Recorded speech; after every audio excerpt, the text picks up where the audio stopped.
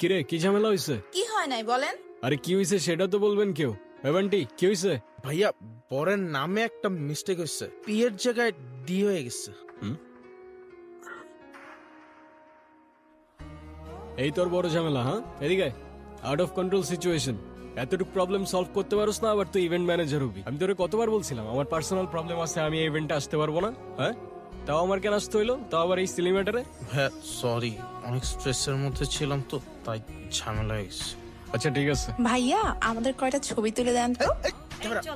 এটা একটা ছবি হলো, এর থেকে তো আমার আইফোনের ছবি ভালো আসে। ভালো আসে নাই। বান্টি ক্যামেরাটা দে, পিছিয়ে যান একটু, স্মাইল। ওয়াও ভাইয়া আপনি তো অনেক সুন্দর ছবি তোলেন। আপনার ফোনে যদি এই ক্যামেরা থেকে বেটার ফটোস ক্যাপচার করা যেত তাহলে এই ইভেন্টে এই ক্যামেরা না আপনার ফোন ইউজ করা হইতো। আই হোপ ইউ গেট ইট।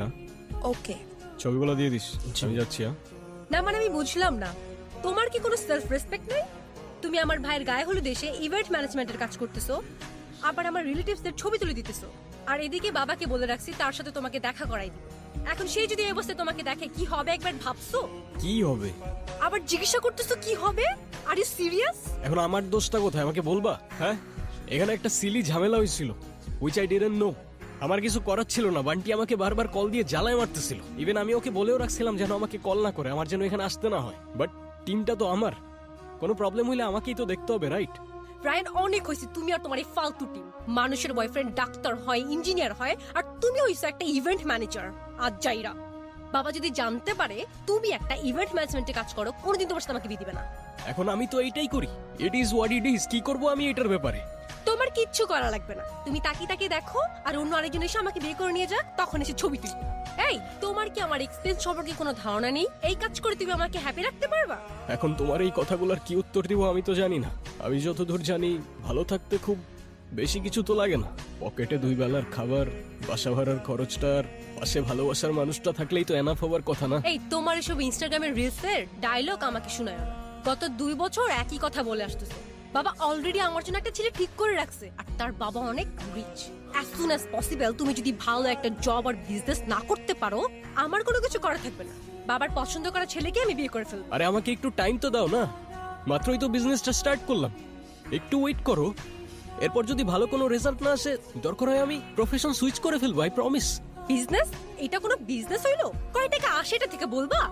এই তুই এখানে কি করছিস? কত কাজ পড়ে আছে ওখানে।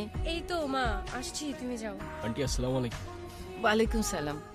মায়ের সাথে যোগাযোগ করছস?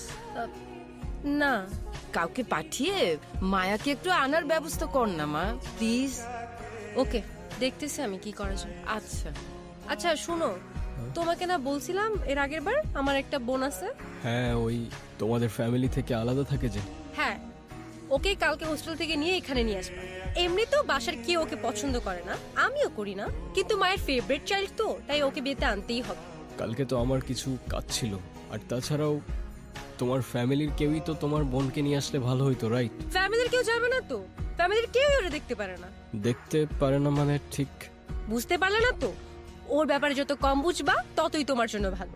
এমনিতেও ও আমাদের ফ্যামিলির জন্য না থাকার মতোই। ছোটবেলায় বাবা ওকে বাসা থেকে বের করে দিছে, তারপর থেকে বড় কোনো অকেশন ছাড়া ওর সাথে দেখা হয় না। আমি মায়ের হোস্টেলের অ্যাড্রেস তোমাকে হোয়াটসঅ্যাপ করতেছি। আর শুনো, ওরে কি দিয়ে আনতে যাবা? কেন? বাইক? খবরদার এই বাইক নিয়ে যদি আনতে গেছো, ফার্স্ট ইমপ্রেশন বলো একটা কথা আছে। কতবার বলছি একটা গাড়ি কিনো, একটা গাড়ি কিনো। এখন আমি গাড়ি কেনার জন্য এত টাকা কোথায় পাবো? বাইকটাই তো বন্ধুর থেকে ধার নিয়ে চলতেছি। এত কিচ্ছু আমি জানি না, তুমি ওকে গাড়ি দিয়ে আনতে যাবা ব্যাস। আচ্ছা ঠিক আছে, আমি একটা উবার নিয়ে চলে যাব। উবার? তুমি নিজে ড্রাইভ করে যাবা? ও যদি জানতে পারে তুমি উবার নিয়ে গেছো, আমার মান সম্মান থাকবে? এখন উবার ছাড়া আমি গাড়ি কোথায় পাবো? কোথায় বাবা মানে? ম্যানেজ করো। উফ, কেন যে আমি তোমার ভালোবাসতে গেছিলাম? বাবার পছন্দ করা ছেলের বিয়ে করলেই ভালো হইতো। বাবা হ্যাঁ দোষ, হ্যাঁ কিরে, কি অবস্থা তোর এখন? ওই যে দেখে গেছিলি তেমনই আছি রে ভাই। তুই আমার পুত্রবন্ধু, সে কল দিয়ে খোঁজ নিলি। বাকিরা শুধু দরকার হইলে শুভকে ফোন দেয়। দুনিয়াটাই এমন দোস্ত, সবাই স্বার্থপর। আচ্ছা বাই দ্য ওয়ে, তোর বাইকটা নাকি সেল করে দিছস? হ্যাঁ, বাবাই জোর করে সেল করে দিছে। বাবা বলেছে। এখন থেকে তার গাড়ি ইউজ করি। আচ্ছা তোর পাপার আই মিন আঙ্কেলের গাড়ির থেকে মনে পড়লো, গাড়িটা আমার একটু লাগতো বুঝলি, খুব আর্জেন্ট। ও আচ্ছা, এই কাহিনী। গাড়ি লাগবে দেখে এখন আমাকে ফোন দিছস? এখন গাড়ি দেওয়া যাবে না, বাবা রাগ করবে। ও আচ্ছা, আমি স্বার্থপরের মতো কাজ করছি না? আর তুই যে 25,000 টাকা নিয়ে 2 দিন পর দিবি বলে 2 মাস চলে গেছে, যে গার্লফ্রেন্ডের পেছনে টাকাটা ভাঙছস সেই গার্লফ্রেন্ডটাও চলে গেছে। হ্যাঁ, আমি কিছু বলছি? বড় বড় কথা বলতে আসছে। আচ্ছা সরি দোষ, কিছু মনে করিস না। নিস তুই, বাবা তো গ্রামের বাড়ি গেছে, তুই কালকে না হলে পরশু দিন ফেরত দিয়ে দিস। তাইলে কোনো প্রবলেম হবে না দোস্ত। ডান।